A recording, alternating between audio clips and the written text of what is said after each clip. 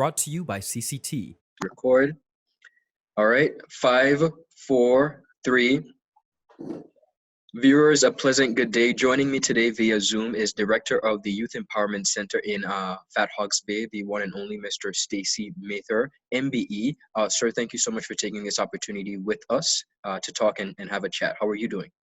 I'm well, Ron. How are you doing? I thank you for the opportunity to be here. You're most welcome. I'm doing very well. A few weeks ago, the general public would have received information as it pertains to the Homework Hotline in partnership with Youth Empowerment Center and CCT. And we just wanted to take an opportunity with you to kind of check in and see how that has been going. How are the students so far of the Youth Empowerment Center doing with the Homework Hotline? Well, what has happened is we got 2 phones from you guys, right? Yes. And we've been using WhatsApp to answer some, and some have been calling in, and we've been doing video calls with them, right? Some have been using it just to touch. We're into the Easter program. It's simmered down a little bit. We expect, depending on what happens with the lockdown ending and the procedure there going forward, we'll be able to know whether or not we would need to continue the hotline. Okay. And in your opinion, how has this been benefiting the youth of the territory? Well, we did open up the hotline to anyone else who wanted to give us a call, and we've had a few calls. I think it has benefited not just the children, but the parents as well, because Wonderful. you can leave a child with someone who can explain.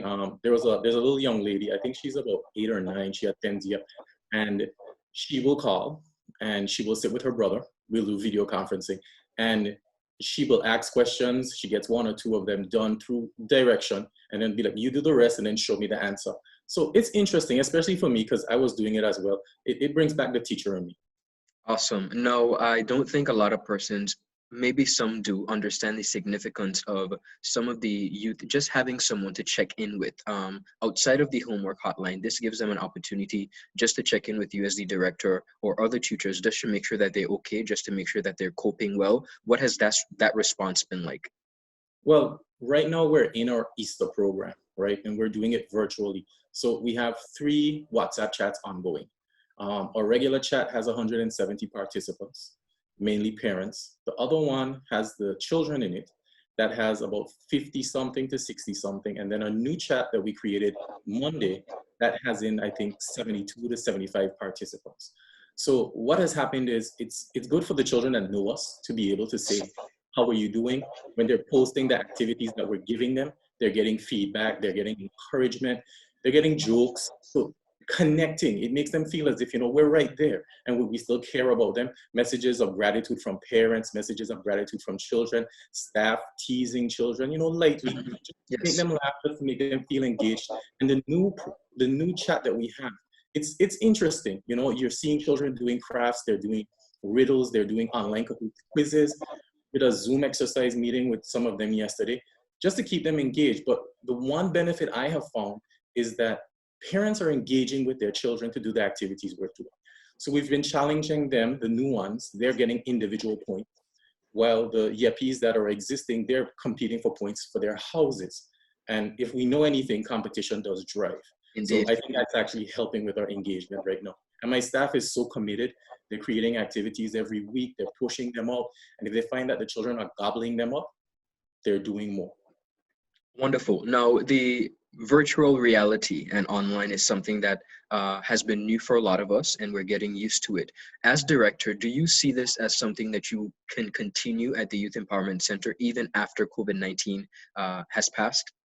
So what we're looking at right now, in conjunction to some of the partners that have worked with us, primarily Unite BVI, we're looking at creating a platform on our website. We have a timeline, but I don't want to talk about it publicly. Okay. But what it will allow for us to do now is I think we can actually start to blend our approach.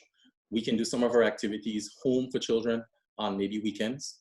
We can actually reach some of the children because the new group that we created, it was open to the entire territory. So presently we have children enrolled from Anegada. We have children in Virgin Gorda, right? We also have a child in our old chat that's in the UK that's participating. So it will help broaden our reach. And I think what it has done, the pandemic, the situation has forced our hand to think bigger. And we're rising to the occasion. I think we'll be doing it. Now, I know this is an opportunity also for persons within the community who may be interested in assisting. Volunteers are always welcome. Are there any opportunities at present for any volunteers throughout the community who might be able to assist you and your center in this initiative? Well, there are two things. One, we have community quizzes that we put out, and I want to encourage everyone. We should be putting out another one tonight. If Mhm. you like the Cahoots challenges that we put out and you'd like to come up with your own quiz, please inbox us, message us, get in contact with us, and help us with that initiative. If you find an activity that you think a child would like, you can send it to me, mather@yepbvi.com, or you can hit us up on Facebook in the messenger section with it. Um, but right now, what we're learning and what a big concern for us right now is there are parents, among us in the society who are not employed, Mhm. and their struggles to survive or to maintain their household in terms of food and other things. We're seeing where persons are asking for help. And if there's anyone that would be willing to help these families through us, we would appreciate it. We know that there are other entities that are doing things and we applaud them. And we're just trying to do our part as well. Wonderful. And as you specifically said, there are other entities, but in watching this, if someone particularly wanted to go through your organization and perhaps assist a parent or a guardian of one of your students, they would be more than likely able to connect with you directly to assist in this regard. Absolutely, and they'll be very appreciative.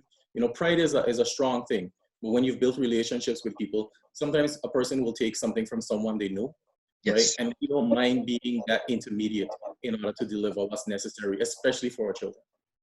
All right, Mr. Mehta, we thank you so much for this opportunity. Just to check in, we appreciate your work at YEP, and we also continue to wish you and your staff and your students safe and healthy time that they're indoors, not only in learning, but in staying socially cognizant and active. We appreciate you, and we thank you for this time.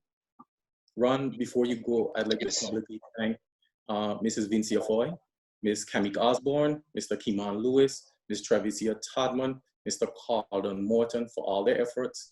That's my team, that's my staff, and I Wonderful. sincerely appreciate them. Without them, this would not be possible. Have a good day, Ron. And you too. Thanks.